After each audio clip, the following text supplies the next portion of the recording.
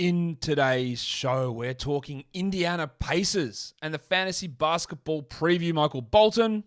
Thanks, Josh. It's Michael Bolton here, and it's time for another episode of the Locked On Fantasy Basketball Podcast. Let's get to it. Let's get to it, indeed. You are Locked On Fantasy Basketball, your daily fantasy basketball podcast, part of the Locked On Podcast Network.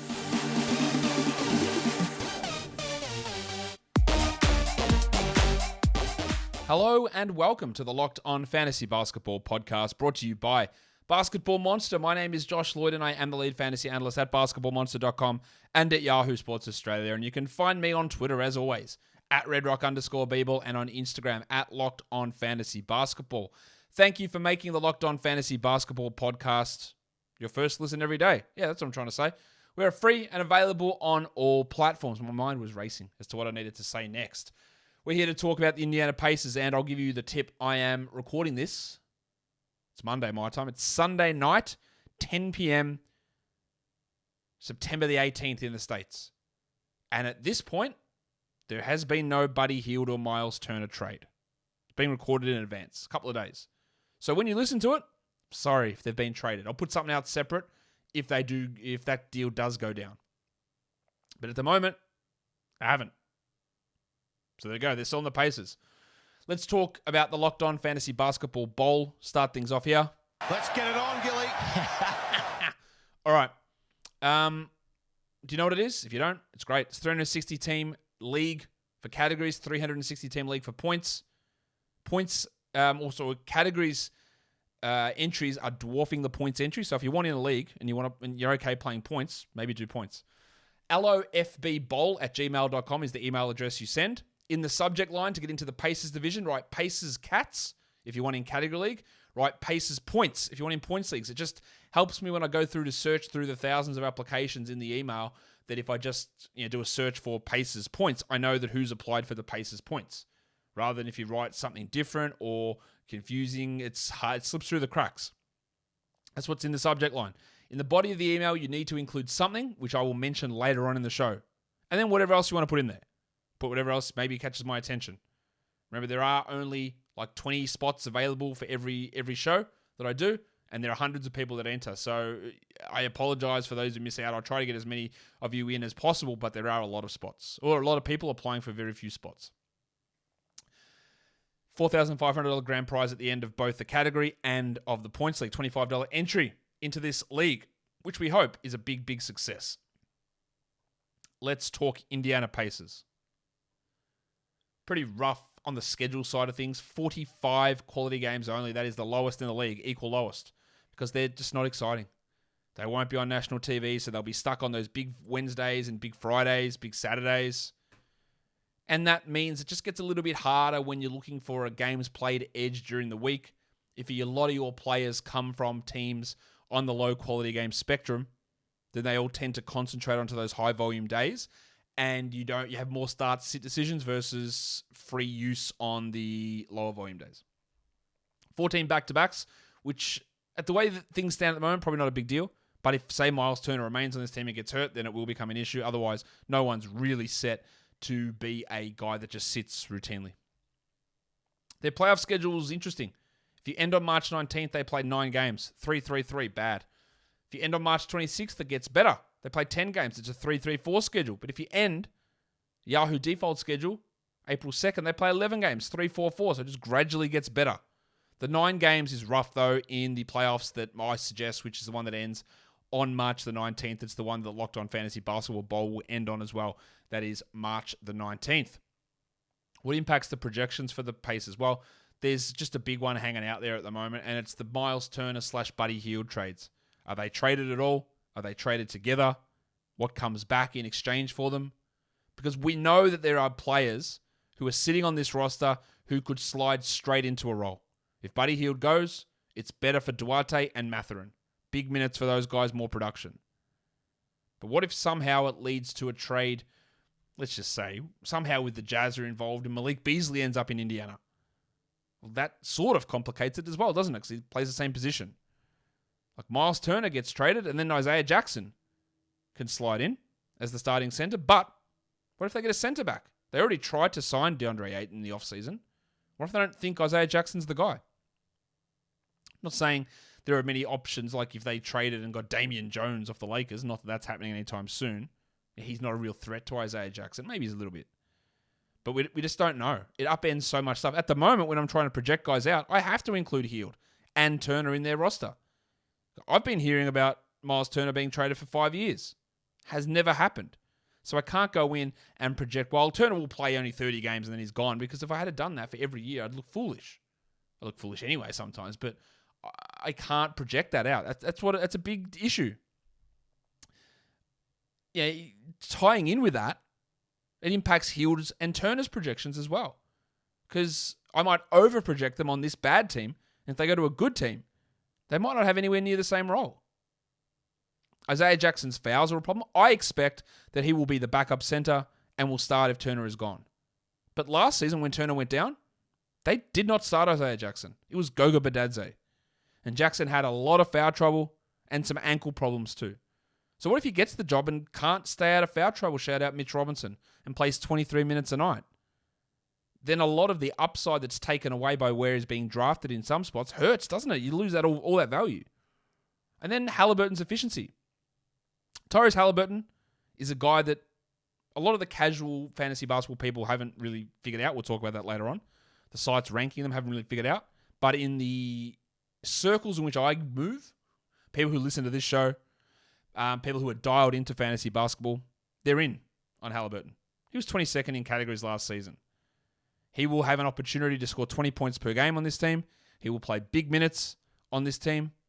His usage will go up. But as we have seen a lot throughout the course of NBA history, is when players are pushed into a number one role with a big spike in efficiency, big spike in usage, efficiency can drop. Now, it didn't happen for, say, DeJounte Murray last season, but it happened for the bloke that Haliburton's replacing, Malcolm Brogdon. His efficiency dropped when his usage went up. And as often happens, like with Brogdon and with Shai Gilgeous-Alexander, for example, one of their big selling points was, hey, really good defensive numbers. And then you get more offensive responsibility, and that goes away. Now, Haliburton gets by his fantasy. Like, without even scoring 20 points per game, he can be a first-round player. He might average 18 and 10. But if the efficiency drops, if his field goal percentage drops, and if his high steal and block numbers drop, then he doesn't hit that. So if his efficiency doesn't stick up with increased usage and defense falls off, then he's in trouble. Now, again, he's probably a common pick around the 12 to 13, 14 range in a lot of drafts. I know some people, Zach Hanshaw at Roto World, has got him as high as 5. That to me is crazy. I'm going to have Zach on to talk about that. That doesn't make any sense to me at all, but that's where he's got him. But there's still a lot of unknowns with him and how it all plays out. And we will see how that all plays out soon. But I'm going to tell you about BetOnline. It is your number one source for all pro and college football betting needs and sports info this season. Find all of the latest Football League developments, game matchups, news, and podcasts, including this week's Week 3 action. The Colts will be looking to do a little bit better than being shut out by the Jacksonville Jaguars, I would expect. Can they turn it around? Can Matt Ryan get the season back on track against the Kansas City Chiefs? Chiefs are 6.5-point favorites over at BetOnline. You can find all the odds for every game, pro and college, over there. BetOnline is your continued source for all sports wagering information, including live betting, esports, and more. And it's the fastest and easiest way to check in on all of your favorite sports, including Major League Baseball, MMA, boxing, and golf. So head to the website today or use your mobile device to learn more about the trends and the action. BetOnline is where the game starts. Let's talk breakout candidates.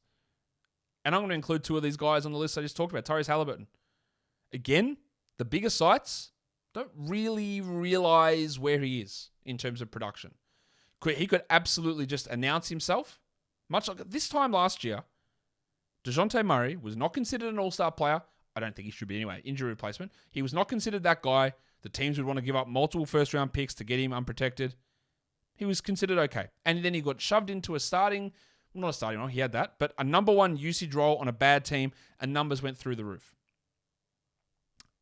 The same might happen for Haliburton, where he's just considered a good young player, and a team fleeced the Kings to get him. But he might come out and put up huge numbers on a bad team with a big opportunity. And that means I think there is a breakout potential. Improvement on a lot of what he did from last season. But again, to you and me, we sort of know what he's like, and we expect an improvement. But I still think that a lot of people will be shocked by what happens. I think Isaiah Jackson's also a breakout candidate, but I've also just highlighted reasons why it might not happen. We need Turner gone. I like Myles Turner. I think it's a Turner, really good player. Better than Isaiah Jackson. Significantly. But the Pacers don't seem to agree. They've either held him back internally, and then they're overvaluing him in trade discussions. I don't know what the hell they're doing with him, to be honest. But I think Isaiah Jackson's got an opportunity to really break out. And I also think the bloke that they're going to start next to him, Jalen Smith, Sticks, has a big chance as well. Stand by your man! Smith was rated or ranked really low on big sites, Yahoo, ESPN, and his ADP was low. It's starting to come into range now. He's at 106 on Yahoo. He still doesn't have a rank on ESPN, and his ADP is at 140, which is what they give to Aaron Neesmith or Daniel Tice. They've all got ADPs of 140. So Jalen Smith is still not rated well anywhere. But he should be the starting power forward. He can block shots, he can hit threes, he can rebound, he can score. He can hit free throws.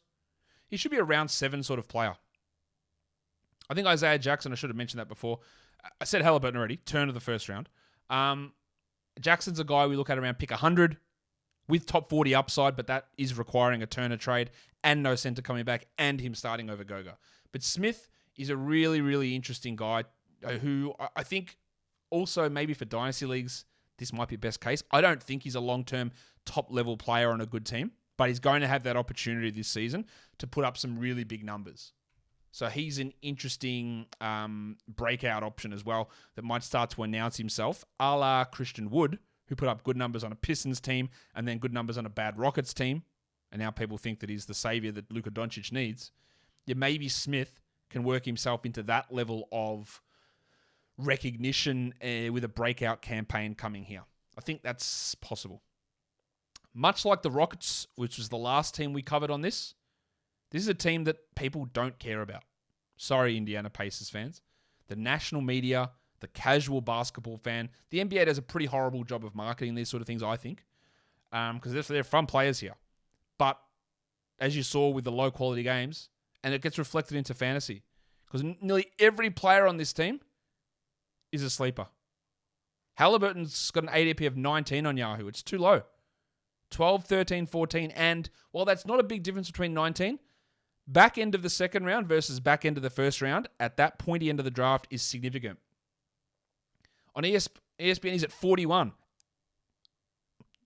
Excuse me? What? Why is Tyrese Haliburton at 41? Last year, in ESPN point settings, he ranked 29th. Now, let's get something clear. He is not as good in points leagues as he is in category leagues, Haliburton, and he is a second-round player in points leagues versus a back-end second round, second, third turn for points leagues, whereas his first, second turn for category leagues. But 41 is nonsense. Fantrax is at 27. That's surely got to come in as well. None of that makes sense. Myles Turner played 29 minutes a game last year and ranked 42nd in category leagues. ESPN's ADP has him at 76. Now, there are injury risks. There are trade risks. But by the time you're at pick 55, this is a guy that might block 3 shots a game. Might hit 2 threes. Might average 15 and 6 or 7 or 8. If he plays 31 minutes, he smashes this. 76 is too low. Talked about Sticks already. He's at 106 on Yahoo. It's too low for Jalen Smith. He should be in the 70s. Fantrax could have been 100. ESPN, he's just not ranked. He's 140 default ADP. Pick up your game. Buddy Hield is at 117 on ESPN. Hield was 100th last season, but he was like top 60 when he joined Indiana. We saw things that we just hadn't seen from Hield, and he had a historically poor shooting season for him anyway. But once he got to Indiana, he was passing, he was getting assists. He's never done that before in his life. I don't know if he's going to stick in Indiana, so I'm not looking at him as a top 60 pick, because if I knew that he was staying in Indiana playing 35 minutes, he probably would be a top 60 guy. But I don't know that. 80 to 95, I think is fair. But that 117 is just too low. Like on Fantrax, is at 93, fair. Yahoo, 83, totally fair. 117, no thanks. And Isaiah Jackson, ESPN's got him at 137. Now, Actually, if I get him there, that's great value. But Fantrax has got him at 102, Yahoo 99. That's about right. Round 9, round 10. Because there is uncertainty. You can take flyers there who someone, even if he plays 21 minutes, can probably return that value. And then if he plays 27, well, he goes well ahead of that. And then even Chris Duarte, who I am not the biggest fan of as a long-term top-end prospect. He's 25 already. Thought he was okay last season. I don't know how much more he has to give. He's 28 minutes a game. Yep, that can go up a couple. He literally might not start, though. It might be Hield and Mathurin that start. It might be Duarte. But still, at 142 on Yahoo, 136 on Fantrax, not ranked, of course, on ESPN, he should be going in the 110s, 120s, with maybe top 90 upside because of the increased role and increased usage with Brogdon out of there and maybe Hield out of there. In a points league, I think Mathurin's going at about the right spot for category leagues. But I think for points leagues, him at 141 on Yahoo, 136 on ESPN, and 136 on Fantrax and unranked on ESPN, that's a really good points league pick. You grab him late, last round, and efficiency will be the problem with him. I think he'll really struggle, and he'll follow in the footsteps of guys like Green and Edwards, who as rookie shooting guards really struggle. Last time we had a rookie shooting guard put up decent numbers was probably Donovan Mitchell. And I don't really think Mathurin will be that, but he could be. People are very high on Mathurin, but it hasn't reflected necessarily in some of these ADPs. And in a points league, I do really like him late. What about the busts? I don't think there is any. I think Isaiah Jackson's at risk of becoming a bust if he starts pushing too high in the ADPs. Like he sits at 99. If that comes into 80, then I go, probably too high with the uncertainty. But of course, if Turner's gone and there's no center comes back and Jackson is anointed as the starter, then 80's too low. But there is a risk. But at the moment, no one really looks like a bust in any format for Indiana because, again, they go through that situation of being a bad team who's not really in the national consciousness at the moment. So the value of all these players slips under the radar. It happened with Houston. They lose Christian Wood, and a lot of these sites and ranking systems haven't updated that. In Indiana, they lose Brogdon. They might lose Turner and Hield. And they haven't really accounted for that either. So who am I looking at in the last round? Mathurin, yep, fine. Even in a category league, even though I feel he will struggle, and I'm relatively confident with that, I would take him just to see in case he doesn't. Chris Duarte, take him in the last round. And the other one, did I do it because I wanted to play the sound? Problem with my Go-Go-Mobile. Go-Go-Mobile? No, not the da. Not the da. That's not why I did it. But if we hear something about Turner, Goga is not a bad guy to grab with the last round because, as I said last season, Goga started and he was fantasy relevant. And if Turner is gone and we don't hear who's replacing him, there's probably a 30% chance that it is Goga. And if he is starting and you grabbed him with pick 152, well, you're laughing. So I wouldn't prioritize him. And there's a few things that need to happen there. Mainly Turner needs to be dealt. But there's still something there with Goga who could produce maybe even for half a season. With your last round pick, it's not terrible. Let's look at the roster. We've talked Haliburton. He's a turn first round, second round guy. Probably second, third for points. Duarte, grab him round 10, round 11. Probably more value for him. Oh, actually about similar value in category or points. He's going at a discount. I think Buddy Hield starts as well. And at that point, 100 on ESPN, 117. In 90s on Yahoo, that's fine. He could easily beat that if he stays in Indiana. Don't think he will, though. Jalen Smith. Sticks has great value. And then Myles Turner we've talked about already. We've talked about all those guys. Value in everyone.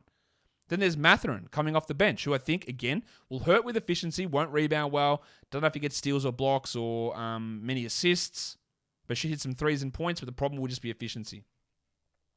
But it's worth having a crack with a last-round pick. I think if you do it, you'll end up dropping him.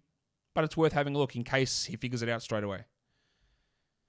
There's Isaiah Jackson, who's coming off the bench at this point. There's TJ McConnell. Don't forget about TJ, who in the past, before Rick Carlisle got there, would play too many minutes and he'd generate big assists and big steal numbers. Now, Carlisle, I worried that he wouldn't fit McConnell, or McConnell wouldn't fit Carlisle's system, and I was right. And then McConnell got hurt.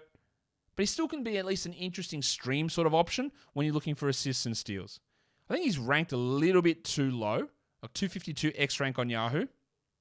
But ESPN's got him at 137, which makes no sense. He was 147th in 24 minutes a night, McConnell. Now, if they do keep this roster, then Duarte, Mathurin, Hield, and Haliburton all get minutes over him, so he probably doesn't play 24 minutes a night. It doesn't really make sense for him as a 30-year-old man on this rebuilding team to be siphoning minutes away from the younger guys. Yes, his presence there is important, but when he's on the court, everything needs to be tailored to him, and that's not really the best way to develop other players who you're prioritizing. So I don't think he gets those 24 minutes, maybe 21, 22, but it's still got assists and steal value. And then Brissett. I know a lot of people really like Brissett. I do not. I don't think he's very good. Last season, he played 23 minutes a night. He was the 285th ranked fantasy player. 213th in category leagues. He is the backup to Jalen Smith. And given that there is Turner, Badadze, and Isaiah Jackson around, I don't think Smith is going to play any minutes at center, meaning that Jackson's playing the minutes behind Smith. Now, can Brissett play small forward? I guess so. You don't really want him to. There is no real small forwards on this team, though. You don't really want him to, but I just don't think there's any point in investing. Like, he's getting an ADP of 143, 147 on Yahoo and Fantrax, respectively, old mate O'Shea Brissett. And I don't really get it. But I do get that you need to tell me about O'Shea Brissett in the email to get into the Locked On Fantasy Basketball Bowl. How old is O'Shea Brissett? And who was the first team that he played for in the NBA? The answer is he's 24 and he played for the Raptors. So drop that in your allofbbowl@gmail.com. That's the email you're sending it to. Pacers Cats, Pacers points in the subject, and you're telling me that Brissett is 24 and he played for the Raptors. That's the question that I'm asking, and there's the answer. Yeah, I don't know why he's being drafted in last rounds. I got no idea. None whatsoever. Goga, I talked about him already. What about the Red Rooster, Terry Taylor?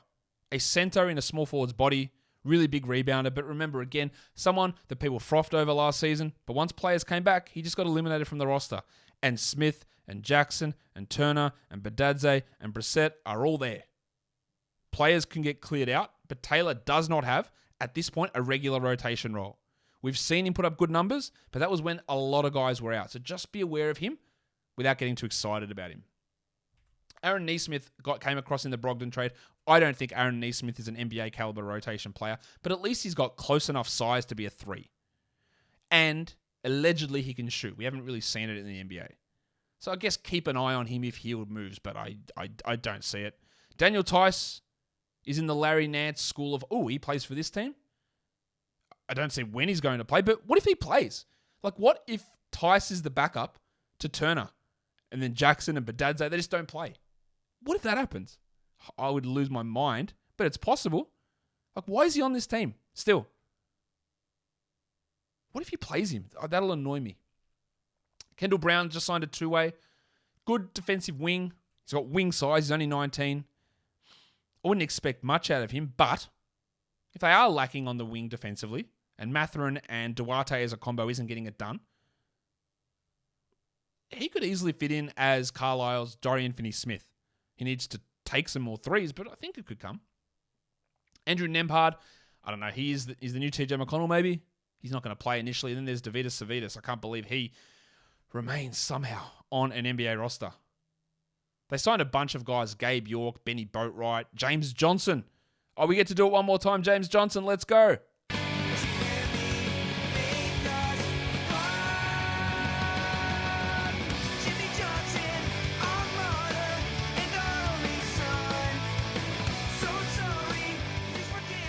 They signed James Johnson to a training camp deal, along with Gabe York, Benny Boatwright, David Stockton, all those sort of guys. Don't think they're going to make the roster, but there is, I believe, an open roster spot, is there? I think there is. No, there's not actually. No, there's no open. There's an open 2-way spot. There's no open roster spot. Not that they're going to make any difference. And that is it for the Indiana Pacers. Don't forget to follow this podcast on Apple Podcasts, Google Podcasts, Stitcher, Spotify, and on the Odyssey app. Thumb it up. Leave your comments down below as well, guys. We are done here. Thank you so much for listening, everyone. See ya.